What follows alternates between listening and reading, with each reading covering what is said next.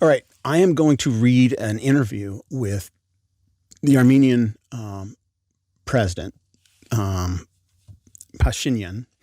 And, I have a comment from somebody, a Christian Armenian, in one of the comments that doesn't have anything good to say about this guy, that he's a puppet, or he's doing the wrong things. And every politician has got some dirt.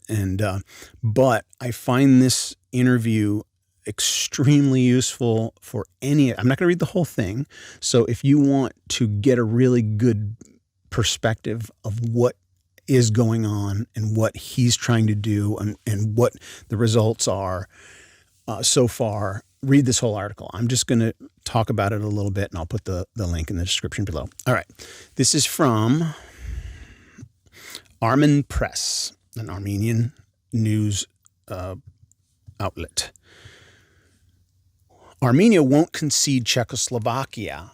Pashinyan's parallels between Munich Agreement and Karabakh. All right. And I particularly like this parallel because my name is Gavlak, and that's Czechoslovakian. Actually, there used to be a country called Czechoslovakia. So when I was born and growing up, I was told I was Czechoslovakian, but there is no such country anymore. So I'm Slovak. But here's the analogy. Let me just read. This is from today. By the time you see this, it's a day or two old. Yerevan, October 30, Armen Press. Armenian Prime Minister Nikol Pashinyan was interviewed by several European media outlets, Telegraph, European Post, Foreign Policy, etc. Below is a transcript of questions and answers provided by the Prime Minister's office. Mr. Prime Minister, thank you for the interview. The war in Nagorno-Karabakh between Armenia and Azerbaijan started 1 month ago. At what point are we now in this war? First of all, let us record what is going on and who is fighting against Nagorno-Karabakh, and let us state that Turkey was the main instigator of this war.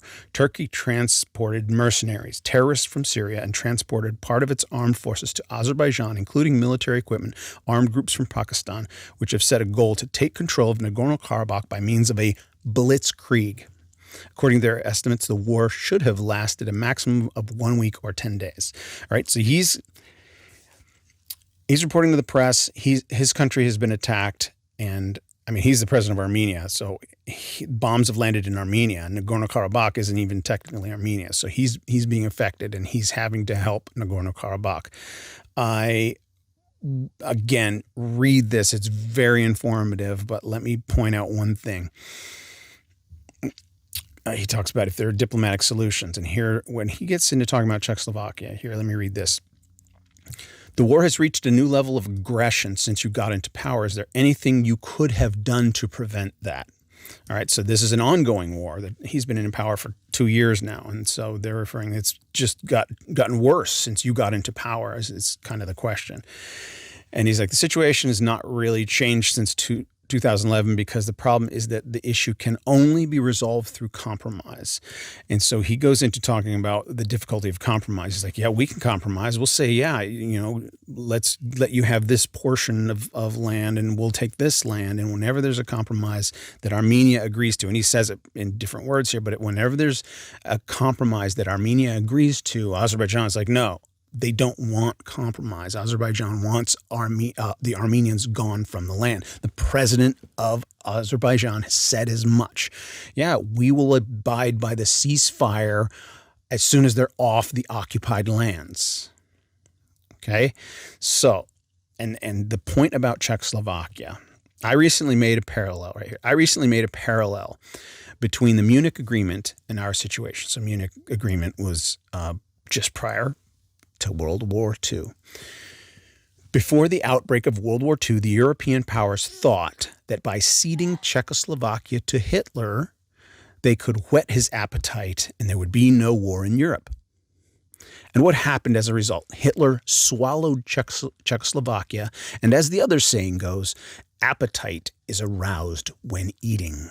If the European leaders had not surrendered Czechoslovakia and a war started, journalist like you would say, is there anything you could do better? For instance, why did you not surrender Czechoslovakia? While the questioned leaders would say, yes, we should have been a little more flexible in the case of Czechoslovakia.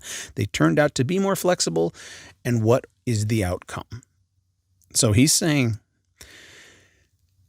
if you reporters keep saying, why don't you just let them have Nagorno-Karabakh and they won't bother Armenia? Well, prior to World War II, they did just that. They let Hitler have Nagorno-Karabakh, which was Czechoslovakia in this analogy. They let him have it, and he ate it, and it just whetted his appetite. And so what he's saying is you can't let them have Nagorno-Karabakh because that will only inspire them to take the rest, Armenia. Now, I'm jumping down to the end of this article. I'm just going to read the very end of it because this is poignant. And he's answering, this is the end of his answer to the question, what's your message to the world? And he says, we think that the principle of remedial secession should be applied to Nagorno-Karabakh. In other words, it should be its own state, statehood for Artsakh. It should just be its own country. It should be applied to Nagorno-Karabakh because being left within Azerbaijan means ethnic cleansing and genocide of the Armenians in Nagorno-Karabakh. As far as I know, you have been to Nagorno-Karabakh. You have seen the rocket fire. That is the answer to that question. He's talking to all these reporters. Can anyone explain why Stepanakert is being shelled? That's the main city in Nagorno-Karabakh. Can anyone explain why it's being shelled? For one simple reason, to make its residents give up the idea of living there. This is a very important formula for ethnic cleansing and genocide. And our main message is that Nagorno-Karabakh needs a remedial secession. Do you consider it serious that Armenia could be attacked in this war? We have already been under attack. All right, let me interrupt my own reading of this article here and tell you, you got to share this video. You got to subscribe to this channel. You can go and subscribe to my other channel, Tales of Truth, but we have to spread the word. It's up to us. We can do something here on the far side of the world, or wherever you are, and watching on your phone or watching on your computer at home, you can do something. And subscribing and sharing is the beginning of that. Spread the word. I'm doing my part. I'm recording these videos. I got plenty of other things going on in my life. But this is important. All right, back to it.